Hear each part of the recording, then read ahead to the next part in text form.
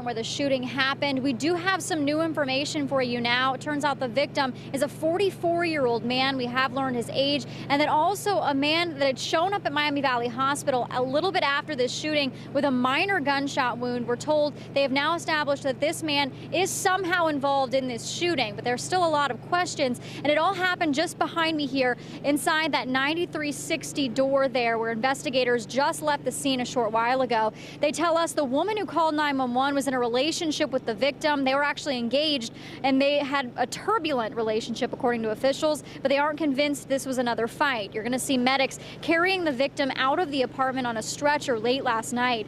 Officials say he was shot several times and taken to Miami Valley Hospital, which is where he was later pronounced dead. Meanwhile, the 9300 block of Eastbrook Drive was roped off with crime scene tape. Detectives say they were at this address recently for a domestic violence situation, and they've been talking to the victim's fiance, a woman in her 30s, but they believe they're looking for someone else. In fact, they say there could possibly be several people on their list of suspects. That person who did show up at Miami Valley Hospital, we're told now that he is involved. And while one man was shot and killed, detectives say there were some other, much younger people who were forced to witness such a tragedy. Unfortunately, there were some children on the scene when this occurred, so I'd have to consider them victims also too tonight for having to be subjected to this act of violence like what we saw up in Harrison Township within the past week.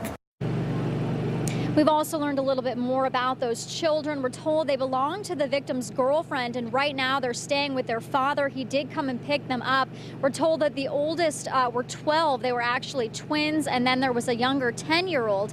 And as for the investigation, officials, they did just leave the scene, but there are still many holes in the investigation, and they're asking if you know anything that might help to call Crime Stoppers. That number is 222-7867. Reporting live, I'm Brooke Moore, 2 News Today.